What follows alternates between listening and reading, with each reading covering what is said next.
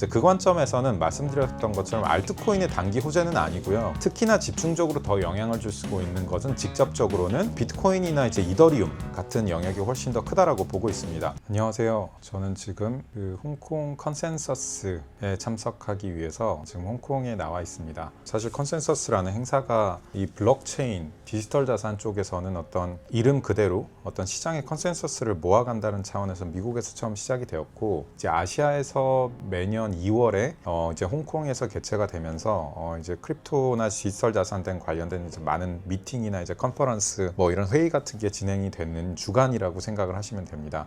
제가 여기에 나와서도 이제 계속 시장은 당연히 보고 있고요. 그 상태에서 어제 이제 나왔었던 그 두 가지 뉴스에 대해서 좀 이야기를 해드리고, 이게 무슨 의미를 가지는 건가, 그리고 저희 채널에서 늘 얘기를 하는 것처럼 이게 중장기적인 흐름에서 봤을 때 어떤 의미를 가지는 건지에 대해서 다시 한번 좀 설명을 드리고자 나왔습니다. 어제 이제 나왔었던 핵심적인 내용 중에 하나는 이제 CFTC에서 기존의 그 지니어스 액트 기반으로 결국 허용이 되던 스테이블 코인의 범위가 그 주 단위 신탁은행이었었다면은 이거를 이제 연방 단위로 확대를 한다라는 거를 이제 그 수정해서 발표를 했습니다. 그래서 사실상 이게 의미하는 거는 뭐 여러분도 잘 알다시피 기존의 스테이블 코인이 발행하고 이제 활용하고 그 근간이 될 수 있는 은행의 이제 규모가 이제 그 미국 연방 저 국가 단위의 은행들까지도 확장이 될 수 있다는 거고, 최근에 이제 크립토를 다루는 이제 거래소들도 더 이제 기관화돼야 된다, 제도권화가 돼야 된다라는 움직임도 있는데, 또 반대로 금융기관들에서 미국에서는 이렇게 직접적으로 들어오고 있는 추세가 훨씬 더 빠른 것 같습니다. 한국에서는 이제 거래소들이 조금 더 제도권화되는 거에 대한 정책이나 이제 정비를 우선적으로 논의가 되고 있는 반면에, 미국에서는 이제 전통 금융권들이 어떻게 크립토 시장으로 들어올 수 있는지에 대한 가이드가 훨씬 더 선제적으로 많이 나오고 있어요. 그러다 보니까 이제 시장의 확대나 유동성의 깊이가 굉장히 빠르게 늘어나고 있는 상황이라고 보시면 되고요.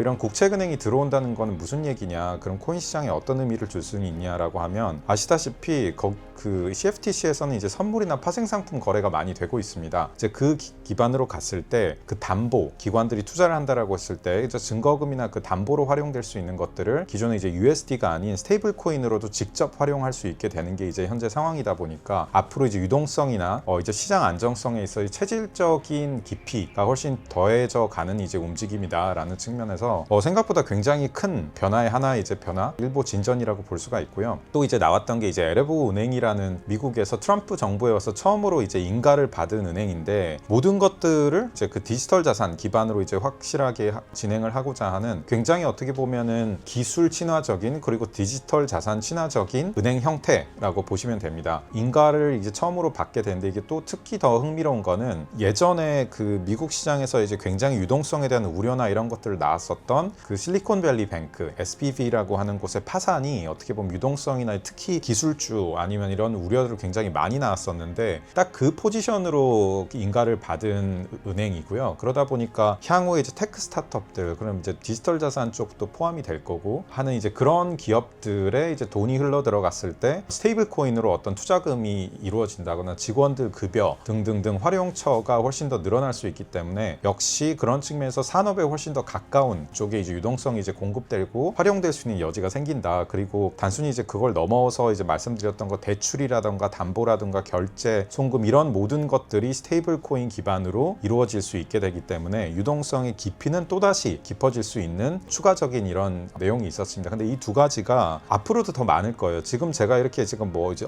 이거 굉장히 의미 있는 겁니다, 이거 흥미로운 우리가 주목할 만한 겁니다라고 이야기를 드리겠지만은, 뭐 2달, 3달 지나가면 이 똑같은 것들이 계속 있을 거예요. 그때 가서는 이제 제가 이제 뭐 더 많은 것들이 합니다 정도로 간단히 짚어드리고 넘어가겠지만은, 그런 측면에서는 지금 제가 말씀드린 이 내용은 그 시작에 있어서 굉장히 그 하나의 이제 계기를 만들어주는 CFTC, 미국의 이제 그 거래소와 국가 단위의 은행으로 이제 확대라는 측면에서 흥미롭게 보실 수가 있고요. 그러면 이제 질문을 뭐 당연히 이어지죠. 우리 이제 코인 투자를 많이 하고 이제 포지션을 가지고 있는 입장에서 알겠다, 근데 이게 무슨 영향을 주느냐에 대한 궁금증이 당연히 생기실 수밖에 없다라고 생각을 하는데요. 이제 그 관점에서는 말씀드렸던 것처럼 알트코인의 단기 호재는 아니고요. 특히나 집중적으로 더 영향을 줄 수 있는 것은 직접적으로는 비트코인이나 이제 이더리움 같은 영역이 훨씬 더 크다라고 보고 있습니다. 그 이유는 비트코인이나 이더리움 같은 경우에는 뭐 지금 디지털 금이다 아니다 얘기를 하는데 사실 디지털 금으로 가기에는 비트코인은 성격을 가지고 있어요. 그 방향으로 나아지고 있고 작년 재작년에 비해서는 훨씬 나아졌죠. 근데 아직 당연히 뭐 기관 자금이 그만큼 들어오기도 어렵고 진행이 되고 있는 상황이다 보니까 디지털 금이라고 하면 자금의 성격도 훨씬 더 안정적인 연기금이라든가 정부 자금이나 이런 것들이 많이 들어와야 되는데 금은 그런 거에 비해서 아직 비트코인은 그 상황까지는 가지는 못했어요. 이제 그런 관점에서 비트코인은 디지털 금을 지향하고 되어가고 있는 과정에 있는 자산, 그리고 빠른 속도로 그렇게 되어가고 있는 자산이라고 이해를 해주시면 좋을 것 같고요. 그 관점이 있는데 진짜 말씀드린 것처럼 돌아가서 이게 그러면은 방금 스테이블 코인, 그래 스테이블 코인 잘 되는 거 알겠어, 미국 달러가 점점 더 많이 들어오네, 기관들이 그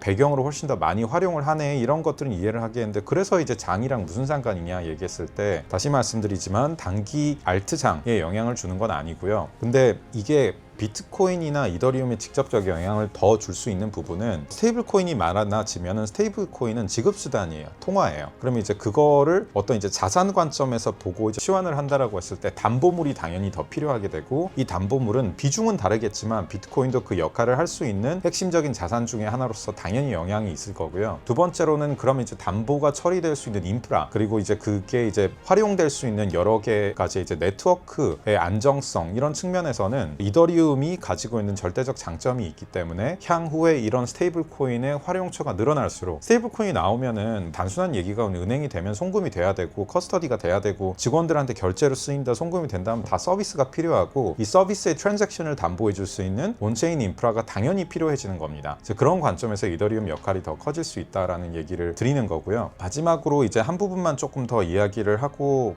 마치자면은, 예전에 그런 일이 있었어요. 그 2018년, 19년 이때에도 스테이블 코인이 나왔다, 테더가 나왔다라고 얘기를 하면서 지금 시장이 바로 오지는 않았는데, 이렇게 자금이 디지털 자산의 네트워크로 인프라로 들어오면서 그 유동성이 결국 그 뒤에 이제 뭐 6개월에서 한 12개월, 18개월 이렇게 그 이후에 이제 들어왔었던 불장의 어떤 재료가 될 수 있는 유동성을 분명히 공급해줬던 역할이 있고요. 우리는 이제 모두 다 24년 4분기 뭐 25년 초 이때 ETF가 들어온 결과만을 기억을 하지만, 그 결과가 들어오기 전까지 ETF에 활용될 수 있는 그 커스터디의 영역들, 혹은 그거에 대한 기본적인 인프라에 대한 인플로우가 되게 명확하게 있었어요. 이제 그런 측면에서 우리가 생각할 수 있는 거는, 지금 이러한 기관 인프라가 갖춰진 거는 말씀드린 것처럼 아예 하나의 주식이 오르는 게 아니라 주식 시장이라는 어떤 시장 자체의 확장을 가지고 오는 거예요. 주식에 투자하는 사람들이 더 많아지고 주식 전체에 들어올 수 있는 자금이 확대될 수 있는 거지, 특정 하나의 주식을 보고 있는 정도의 이야기가 아니기 때문에 이 정도의 기반 환경이 만들어진다.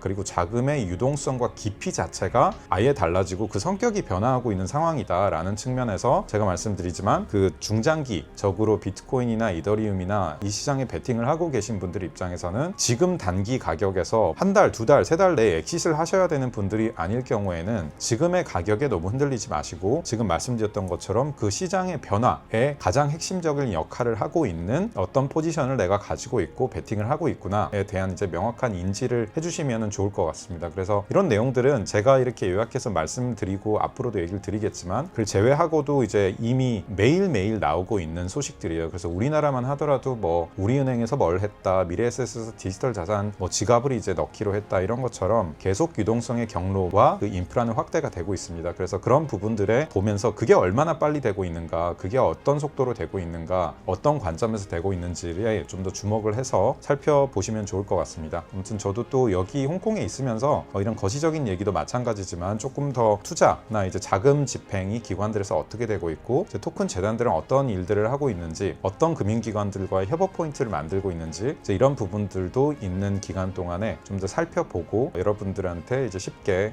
요약해서 전달을 드릴 수 있도록 하겠습니다. 어려운 시장입니다. 그래서 혼자만 어렵다고 생각을 하지 마시고 이 기간을 잘 지나갈 수 있도록 오히려 이 시장의 확신을 가질 수 있는 그런 내용들을 객관적으로 잘 보면서 마음도 살피고 갈 수 있는 여러분들이 되셨으면 좋겠습니다. 또 제가 더 좋은 내용으로 찾아뵙도록 하겠습니다. 감사합니다.